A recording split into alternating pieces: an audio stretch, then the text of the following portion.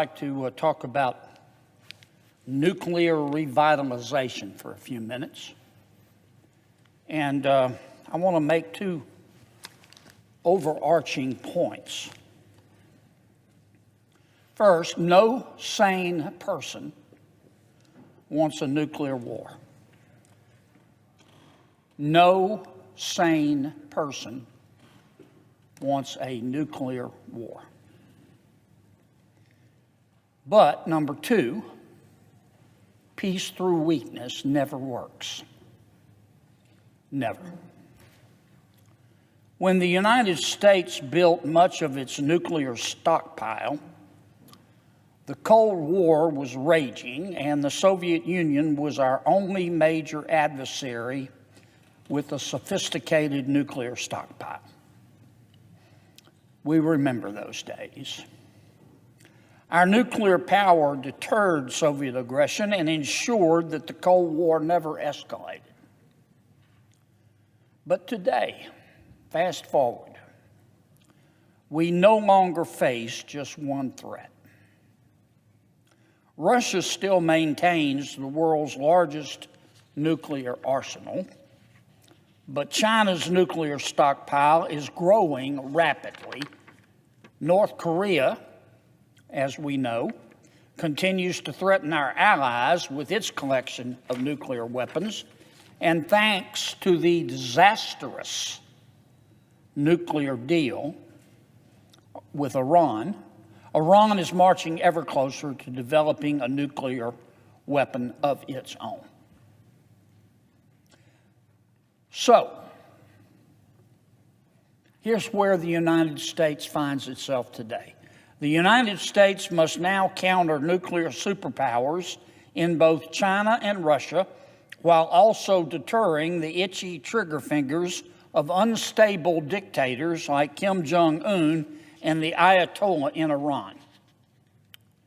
We should be innovating and preparing our nuclear arsenal for this new global dynamic, but instead our nuclear stockpile remains stuck in the Cold War. And that is just a fact. Put simply, America's nuclear stockpile is old and it is shrinking. And while modernizing our nuclear arsenal should be a top priority, our effort to restart nuclear weapon production has been riddled with delays and poor planning. And we do not have time to waste. The United States has not built a single nuclear warhead since the close of the Cold War. Let me say that again.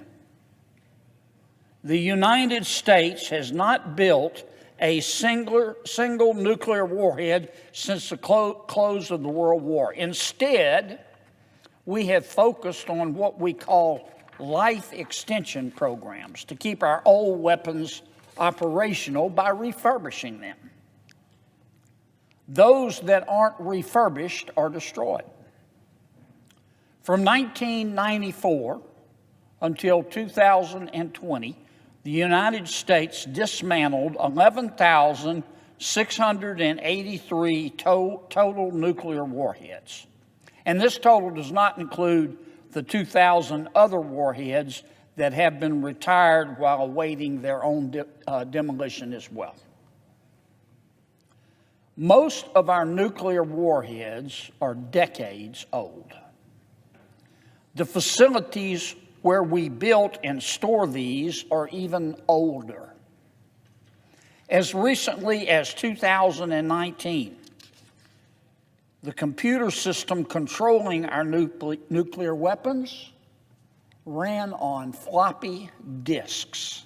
I kid you not. Today, we're so far behind in our nuclear revitalization that we cannot even produce plutonium pits. Plutonium pits are an essential component of every nuclear weapon. Plutonium pits sit at the center of a warhead. They're not all that different from pits in a peach. The pit is essential because it triggers the nuclear explosion. Plutonium pits do not last forever. They can only sit inside a weapon for roughly 100 years before we must replace them. And the clock is ticking on many of our Cold War era weapons. During the Cold War, Mr. President, the United States could produce more than 1,000 plutonium pits per year. And without plutonium pit, you can't have a nuclear weapon. But the United States has not regularly manufactured plutonium pits since 1989. In fact, the United States has not produced a single warhead-ready plutonium pit since 2012. And as you would imagine, our nuclear engineers cannot just stop by the hardware store to pick these up. It doesn't work that way. Pit production is a very complex, a very expensive, and a very time-consuming process. But our adversaries haven't stopped. Our adversaries certainly haven't stopped. China, Russia, North Korea, Pakistan, all continue to produce plutonium pits to ready their arsenals. Yet the United States of America fell asleep at the wheel and let our plutonium pit production die off almost entirely. Keeping our nuclear arsenal in shape is sort of like keeping your body in shape. If you stop exercising altogether, it will be very painful when you start it again. The United States is learning this the hard way. In 2014, Mr. President, the Department of Energy and the Department of Defense determined that it would need at least 4,000 new plutonium pits. 4,000, not 40, not 400, 4,000 new plutonium pits to replace the aging pits in our current weapons as part of our larger refurbishment strategy. New pits are also needed for any new weapons that we choose to build. Department officials determined that the United States would need to produce a minimum of 80 plutonium pits per year by 2030 to be able to reach our national security goals by 2080. To meet this goal,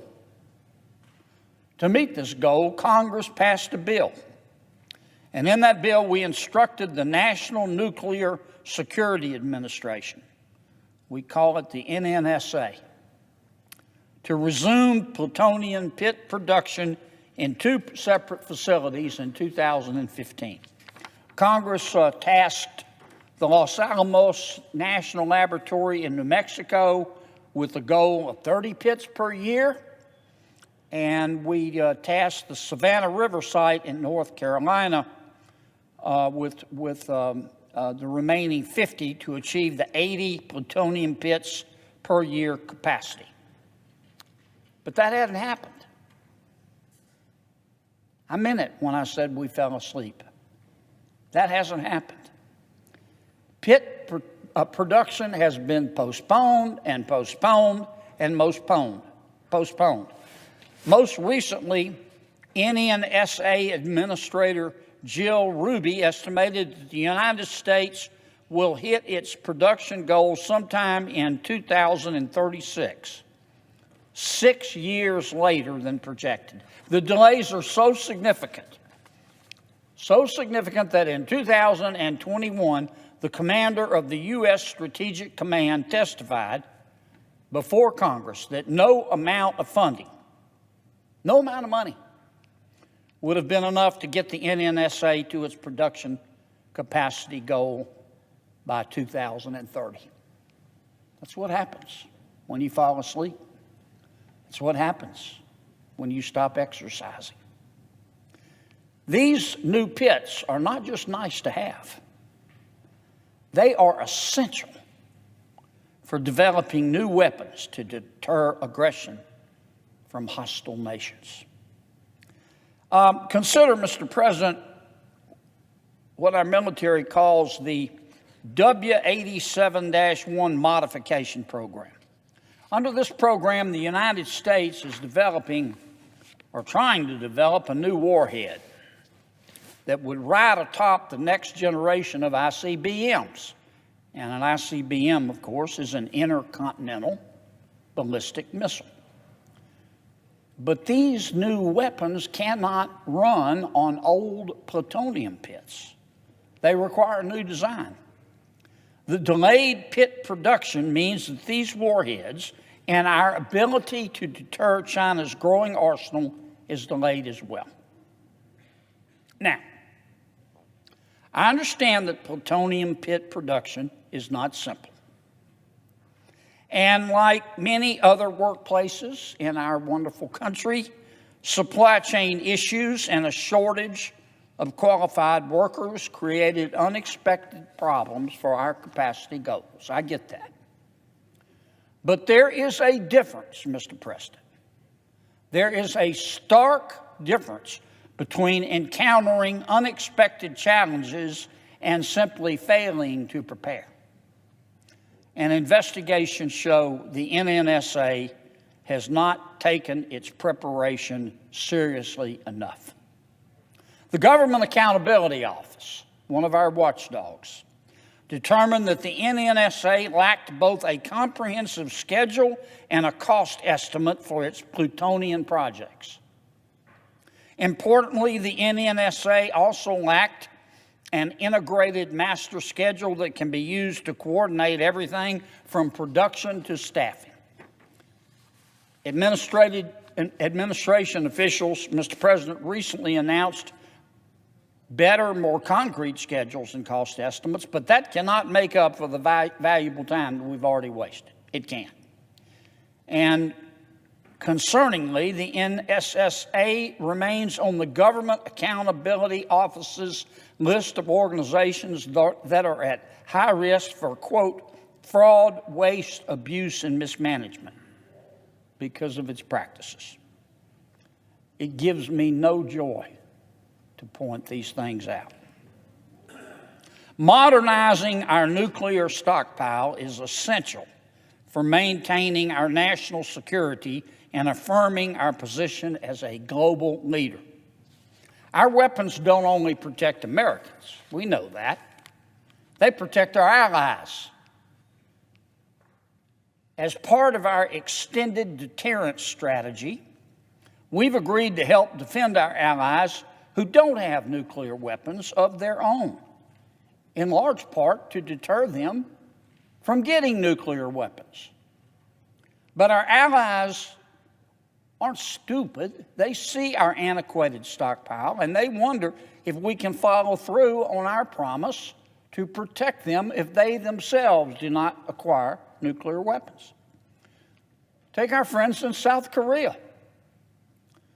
They announced their doubts earlier this year.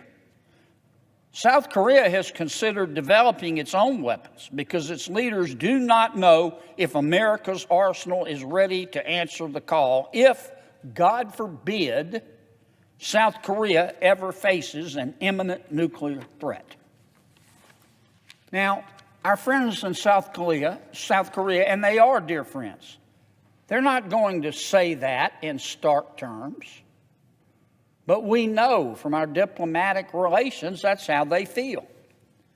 The good news is that after some recent negotiations, our friends in South Korea, our ally, South Korea, reaffirmed its commitment to work with the United States. But this situation, I bring it up because it showcases the severity of our problem. The people of South Korea are our friends. They are our allies. They embrace democracy as we do. But if they're doubting our capabilities, our adversaries are too. You can bet on that. Look no further than China. Now, I don't hate China. I don't hate the Chinese people. They're wonderful human beings with souls like all of us, and they have the right to freedom and self-determination. I don't want a Cold War with China. I don't want a hot war with China. But according to the Pentagon, China already has more intercontinental ballistic missiles than the United States. In 2001, China had 400 nuclear warheads. At the rate it is growing, by 2035, China will have 1,500, far outpacing the Pentagon's initial projections. China is also rapidly innovating. The Chinese military has been testing nuclear-capable hypersonic missiles. These nuclear-capable hypersonic missiles can fly 5 times the speed of sound. That's roughly 3,800 miles an hour. A few weapons that China is also testing could leave its intended target only minutes to respond. The United States of America cannot continue inching along while China quadruples its arsenal with newer and faster nuclear weapons. The days when we could neglect our nuclear stockpile without risking our national security, Mr. President, are over. Our ability to deter unstable nuclear powers and maintain a peaceful world relies on our ability to continue innovating in ways only freedom-loving Americans can. But these vital projects rely on our plutonium pit production, and failing to produce pits at full capacity is just not acceptable. As the ranking member on the Appropriations Subcommittee on Energy and Water Development, I know we will continue our focus on this issue as we must modernize our nuclear stockpile for the peace and safety of generations to come. And I'd urge my colleagues to make it a priority as well. We cannot fix this problem overnight. We didn't develop this problem overnight. But if we continue to work in a bipartisan fashion, we can restore our stockpile. We must restore our stockpile. It's time, Mr. President, for the United States to get serious about revitalizing its nuclear arsenal so that we can continue to have the most reliable and sophisticated defense systems on the planet. Why is that important?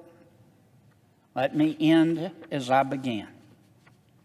Because peace through weakness never works. Peace through weakness never works. Never. Mr. President, I suggest the absence of a quorum. The clerk will call the roll. Ms. Baldwin.